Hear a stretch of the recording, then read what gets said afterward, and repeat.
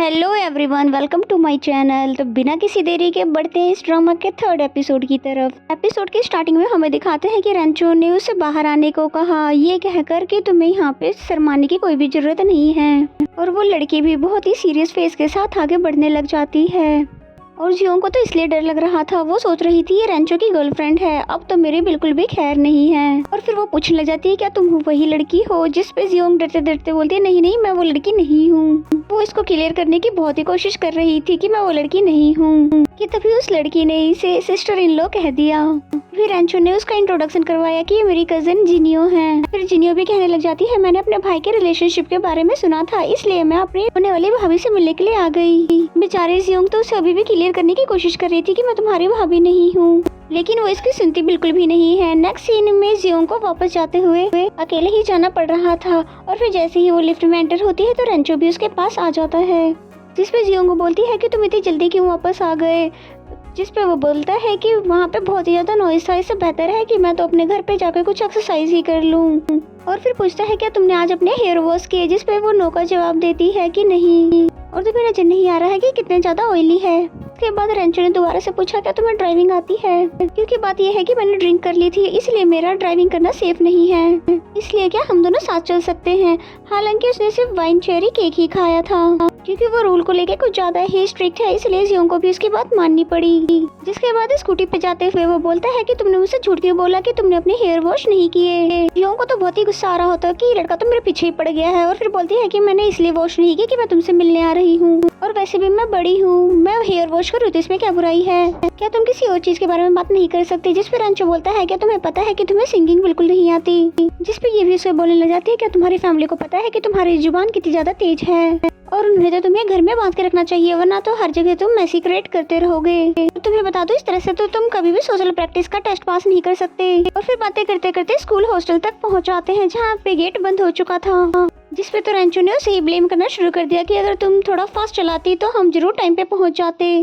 और वो उसे घूर घूर के देखने लग जाती है, जैसे कि हर वक्त मुझे ब्लेम करो, तुम तो हर चीज में परफेक्ट हो। जिसके बाद वो डोर के ऊपर चढ़ने लग जाती है अंदर जाने के लिए। तभी रेंचो ने गार्ड को कॉल कर दिया डोर खोलने के लिए। तभी गेट खोलते हुए गार्ड लेडी बोलती है कि आगे से टाइम पर आना।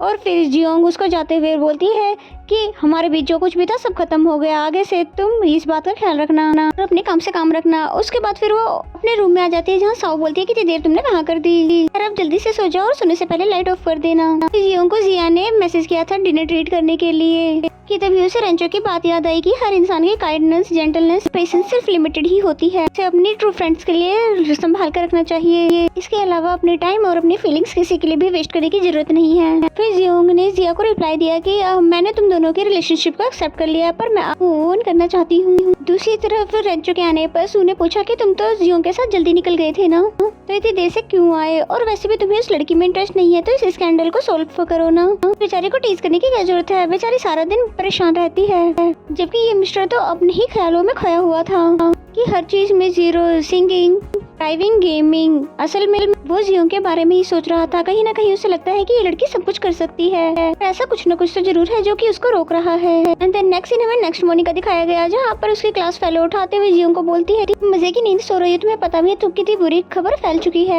और रेंचो को लेकर। और वो ये खबर थी कि तुम कल रात रेंचो के साथ पूरे रात बाहर रही। चेरी जियोंग भी परेशान हो गई कि अभी तक पिछले मसले तो हल हुए नहीं थे, एक नई मुसीबत खड़ी हो गई। उसके बाद उसे एक आइडिया आता है, जल्दी से वो पेन पेपर लेकर छुपके छुपाते जाती है रेंचो के पास। वो भी जियोंग को देख के हैरान हो जाता है, जिस तरह से वो विंडो को क्लोज कर रही थी। और फिर बॉसी एटीट्यूड के साथ उसके पास आती है और फिर बोलती है, ये हमारा स्कैंडल एलिमिनेशन प्लान है और इस पे साइन करो। एंड देन नेक्स्ट सीन में दिखाते हैं कि बेकिंग क्लब को ज्वाइन करने के लिए बहुत ही लंबी लाइन लगी हुई थी, पर वो सारी लड़कियां सिर्फ इसलिए उसको ज्वाइन करना चाहती थी क्योंकि उनको लगता था यहाँ पर रेंचो आता जाता रहेगा। पर जियोंग जिसके मुंह से भी रेंचो का नाम सुनती उसको वापस भेज देती थी। और फिर हारकर सबको गुस्से में कहने लग जाती है कि मेरा रेंचो से कोई भी लेना देना नहीं है और ना ही वो यहाँ पर कभी आएगा। और जो बेकिंग क्लब को सिर्फ रेंचो की वजह से ज्वाइन करना चाहते थे वो वापस चले जाएं। जाना था वो तो चली गई। तभी यहाँ पर एंट्री होती है रेंचो की, जिसे देखकर हमारे जियोंग को फ्लैशबैक का सीन याद आया।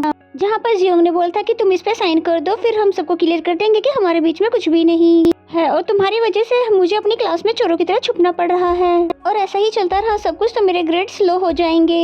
एंचो ने उससे पिछले सेमेस्टर के ग्रेड पूछे जो कि सी ग्रेड था और फिर कहने लगा कि पिछले सेमेस्टर में तो ऐसे कोई भी रूमर नहीं थे, फिर भी तुम्हारे ग्रेड इतने लो है और क्या गारंटी है कि इस पे साइन करने के बाद तुम्हारे ग्रेड अच्छे हो जाएंगे। इस पे जियोंग बोली कि जो कुछ भी है तुम्हारी वजह से सारी टीचर्स भी मुझे घूर घूर कर देखते हैं और एग्जाम के दौरान भी अगर वो मुझे ऐसे घूर घूर कर देखते रहे तो मैं तो एक लफ्ज भी नहीं लिख पाऊंगी। और फिर सीन दोबारा से प्रेजेंट में आता है जहाँ पर उसने रेंचो को देखकर अपना मुंह छुपा लिया और फिर उससे बात किए बिना वहाँ से भाग गई। वो भी इसके पीछे पीछे आने लगा जिसपे वो कहती है कि मैंने पहले कहा था हम दोनों को एक साथ नजर नहीं आना चाहिए और तुम हो कि अभी भी मेरे पीछे आ रहे हो।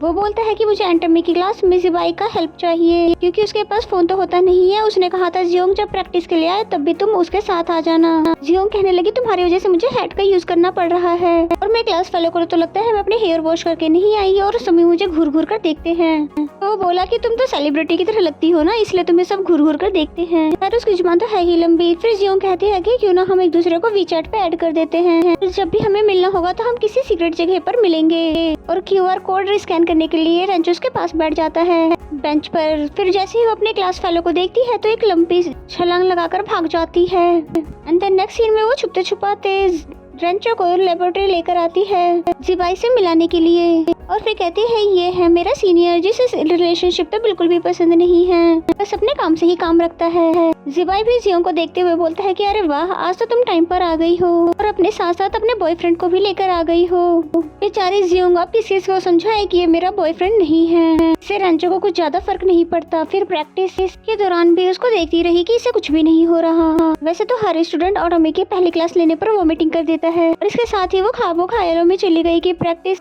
करवाते करवाते वो उसको वोमिटिंग करने के लिए मजबूर कर देती है। साथ ही उसकी वीडियो भी बना ली। फिर उसे ब्लैकमेल करने लगी कि अगर तुमने स्कैंडल एलिमिनेशन प्लान पे साइन नहीं किया तो ये वीडियो मैं स्कूल में सबको दिखा दूंगी। रेंचो भी उससे भीख मांगने लगा कि नहीं नहीं तुम जो कुछ भी कहोगी मैं वो सब कुछ करूंगा, लेकिन ये वीडियो किसी को भी मत दिखाना। और ये देखकर वो जो से हंसने लग जाती है। तभी उसे जिबाई टोक देता है कि कहीं पागल हो गई हो तुम, अपने प्रैक्टिस पे फोकस करो, कहीं फेल हो गई तो खामोखा मेरी ही बेइज्जती हो जाएगी। जबकि रेंचो भी उसे घूर घूर कर देख रहा था और कहता है मुझे ऐसा क्यों लगता है कि तुम्हारा सारा ध्यान फिजूल बातों पर ही होता है, इसलिए तुम्हारे ग्रेड्स अच्छे नहीं आ रहे। जियोंग उसको रियल हाथ दिखाकर डराने की कोशिश करती है, शायद वो वोमिटिंग ही कर दे, लेकिन उसे तो कुछ भी नहीं हो रहा।